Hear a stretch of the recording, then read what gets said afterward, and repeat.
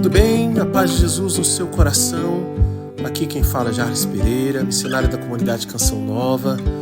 Você que faz parte do grupo formativo para músicos que nós criamos, seja muito bem-vindo, muito bem-vinda.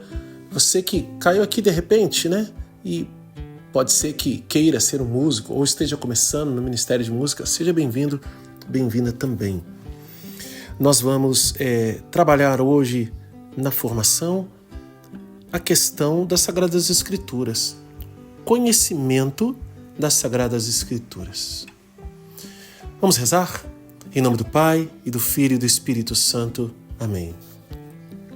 Vinde, Espírito Santo, enchei os corações dos vossos fiéis e acendei neles o fogo do vosso amor. Enviai o vosso Espírito e tudo será criado e renovareis a face da terra. Oremos. Ó Deus, que instruíste os corações dos vossos fiéis com a luz do Espírito Santo, fazei que apreciemos retamente todas as coisas segundo o mesmo Espírito e gozemos sempre da sua consolação. Por Cristo, Senhor nosso. Amém. A Igreja sempre venerou as divinas Escrituras da mesma forma como o próprio corpo do Senhor, já que, principalmente na Sagrada Liturgia, sem cessar, toma da mesa tanto da Palavra de Deus quanto do corpo de Cristo, pão da vida, e o distribui aos fiéis. Esse é um trecho da Dei Verbum, número 21. Ainda no número 21, a Dei Verbum nos diz: é necessário, portanto, que toda pregação eclesiástica, como a própria religião cristã, seja alimentada e regida pela Sagrada Escritura. Olha que lindo! Toda pregação e a própria religião seja alimentada e regida pela Sagrada Escritura. E no número 26, do mesmo documento, a Dei Verbum vai nos dizer: assim como a vida da Igreja se desenvolve pela assídua participação no mistério eucarístico, assim é lícito esperar um novo impulso de vida espiritual, de uma acrescida veneração pela Palavra de Deus, que permanece para sempre. Veja, olha a comparação. Assim como a vida da Igreja se desenvolve pela assídua participação no mistério eucarístico, assim é lícito esperar um novo impulso de vida espiritual, de uma acrescida veneração pela Palavra de Deus que permanece para sempre. Veja o que o documento está nos dizendo. Veja o que a Dei Verbum está nos dizendo. Você participa da missa. Você ama a Eucaristia, você vai à liturgia, você adora Jesus. Se isso é a tua vida e a vida da Igreja, um novo impulso espiritual acontecerá, porque é lícito esperar esse impulso espiritual por causa de uma acrescida, ou seja, você vai acrescentar a toda a sua vida eucarística também uma veneração pela Palavra de Deus. A Palavra de Deus que permanece para sempre. Então, esse aqui é só poucos trechos. A Dei Verbum é um documento lindo. Você ainda encontra em algumas bíblias da CNBB mais antigas. Por graça, eu tenho ela aqui na minha Bíblia, CNBB. Ela é uma edição antiga e tem a Dei Verbum aqui. Veja, é um documento, né? Uma constituição dogmática, né? A partir do Concílio Vaticano II, importantíssima para a nossa vida. Tem trechos aqui que a igreja apela, vamos dizer assim, para que nós estudemos, nos debrucemos, queiramos a palavra de Deus. E eu posso dizer isso de todo o coração. Depois que a palavra de Deus entrou na minha vida, todos os dias, eu mudei. A palavra de Deus me mudou, me transformou. Eu não sou mais o mesmo. E não tem como ser. E graças a Deus, eu mudei para melhor. Eu não sou santo. Eu estou ainda, infelizmente, longe de ser santo. Mas eu estou no caminho de uma maneira muito firme. Eu pretendo ser. Eu vou lutar até o fim para ser. E quem me incentivou de uma maneira extraordinária, quem mudou a minha mentalidade, quem vai me transformando todos os dias, é a palavra de Deus. A palavra de Deus, ela mudou a minha vida de oração. A palavra de Deus, ela mudou a forma como eu creio nas realidades, como eu julgo as coisas deste mundo. A palavra de Deus me segura, ela foi modelando a minha inteligência, meu caráter. A palavra de Deus foi transformando minhas convicções. Eu fui convertendo as realidades que antes eu acreditava, mesmo as boas, para as melhores. Por quê? Porque a palavra de Deus assim me orienta, me exorta, me dirige. E eu tenho certeza que isso também já aconteceu e acontece na sua vida. Uns mais, outros menos, tem dia mais, outro dia menos. Mas o que Deus quer de nós, a igreja está dizendo isso, é que nós tenhamos intimidade com a palavra de Deus. Pega comigo então na segunda carta de São Paulo a Timóteo, no capítulo 3, versículo de 14 a 17. Olha o que ele vai dizer aqui. 2 Timóteo 3, de 14 a 17.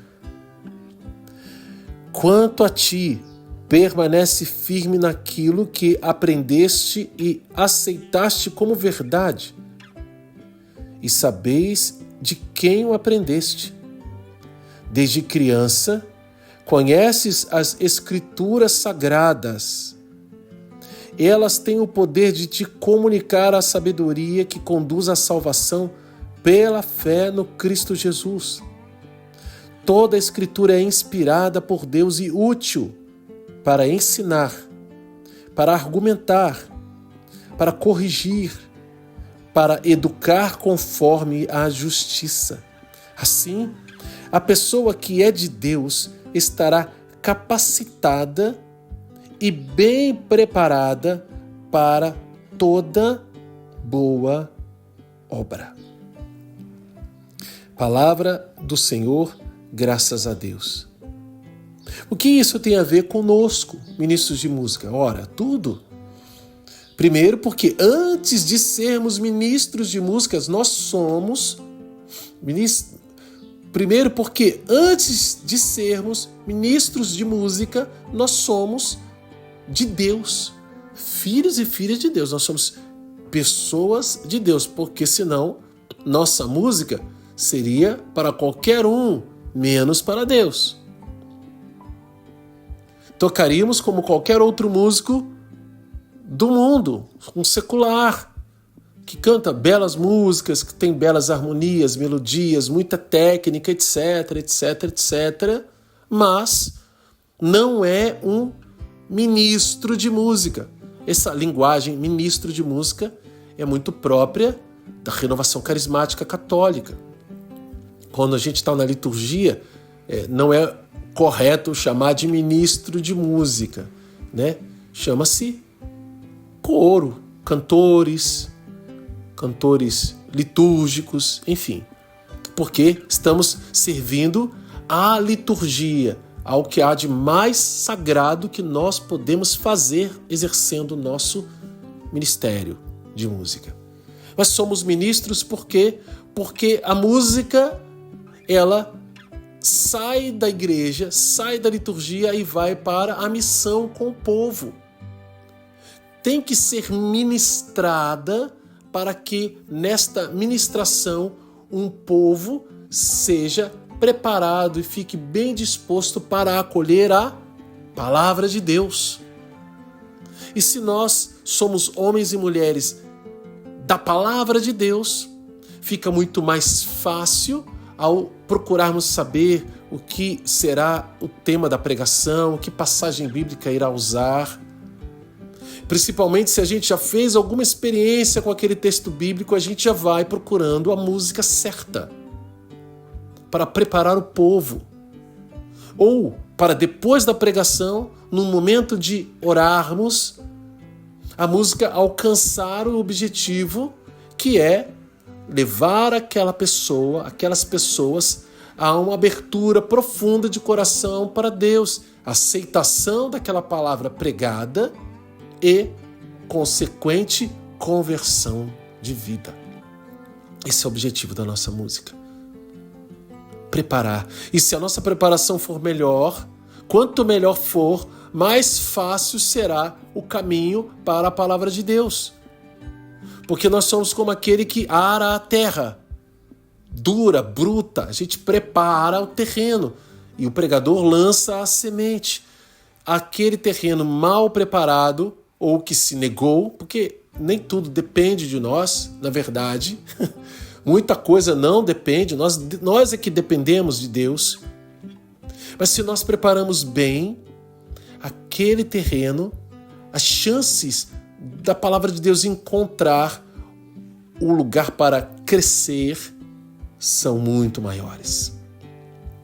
Mas, muitas vezes, a nossa música pode já trazer em si a própria semente, conforme a composição que escolhermos e a forma como nós a executamos. Mas isso é uma conversa para mais para frente. O que nós queremos aqui é nos convencermos de que precisamos ser homens e mulheres da palavra de Deus.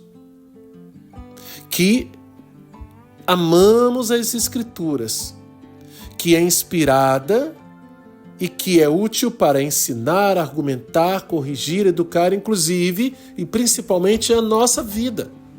A começar de nós.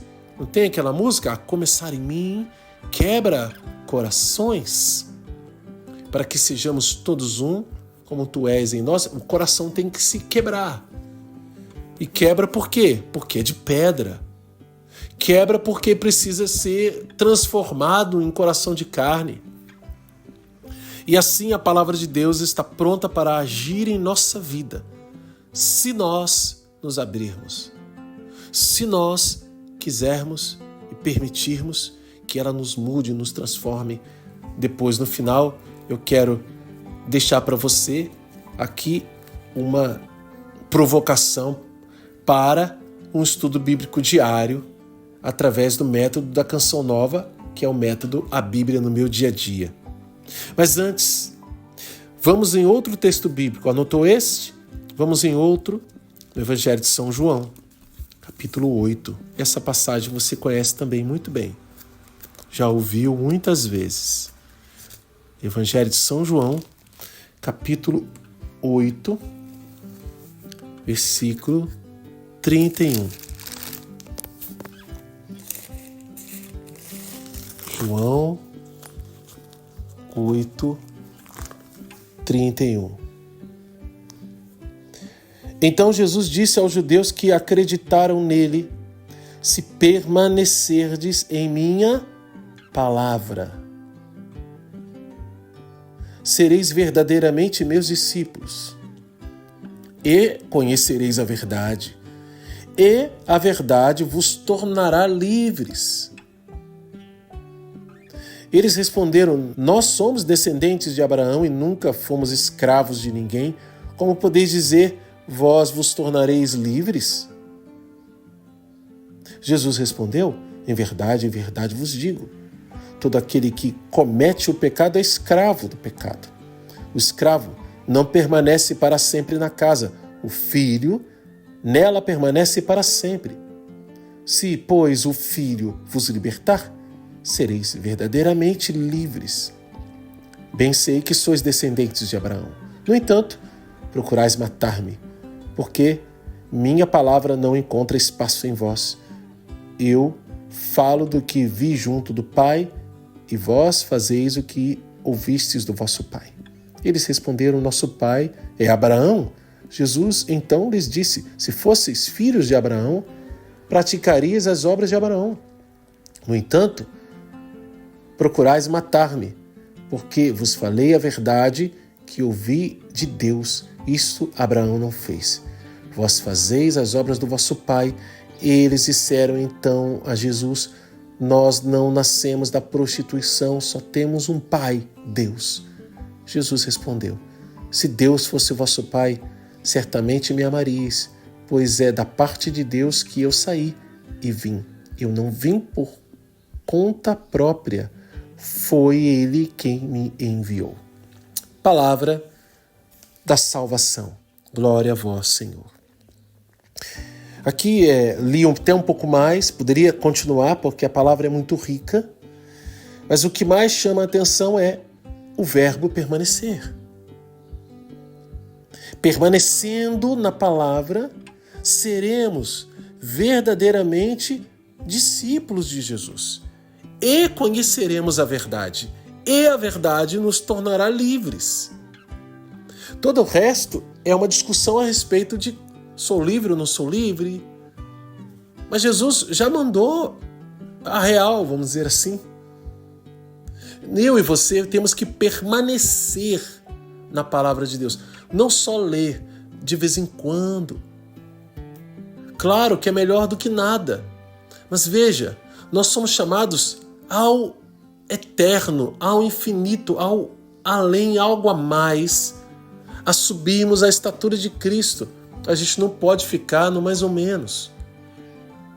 A gente não pode ficar na superfície. A gente tem que avançar para águas mais profundas. A gente tem que ir até as profundezas da graça de Deus que está abrindo as portas para nós através da sua palavra. A palavra que, como nós vimos na segunda carta a Timóteo, ela é útil para muitas coisas. Jesus está dizendo, vocês vão conhecer a verdade. Gente, o que mais mudou na minha vida com a palavra de Deus, repito, não sou ninguém a mais, mas eu vou dar testemunho daquilo que Deus fez em mim, na minha vida.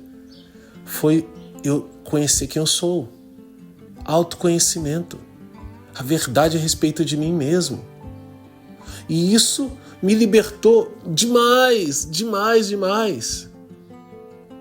Quantas coisas e realidades que antes eu tinha ciúmes, que eu tinha inveja, que eu me comparava, que eu me sentia o pior. Tantas realidades, tantos complexos foram sendo dissolvidos com a verdade de quem eu sou e a aceitação. Aceitar-me como eu sou, como Deus me fez e pronto. E ser feliz com isso, porque Deus é. Deus é feliz com o que Ele fez de você. E aí você pode talvez pensar, não, mas eu não sou feliz com o que eu sou. Mas será que o que você está vendo sobre si mesmo é o que Deus vê? Porque foi exatamente isso que mudou. Quando você conhece a verdade e para de olhar para as mentiras que você mesmo construiu, que outros puseram sobre você, que você mesmo foi acreditando, que a história foi compilando, mas não é a verdade que Deus tem sobre você. E é sobre isso que eu estou falando. É um dos frutos que a palavra de Deus foi causando na minha vida.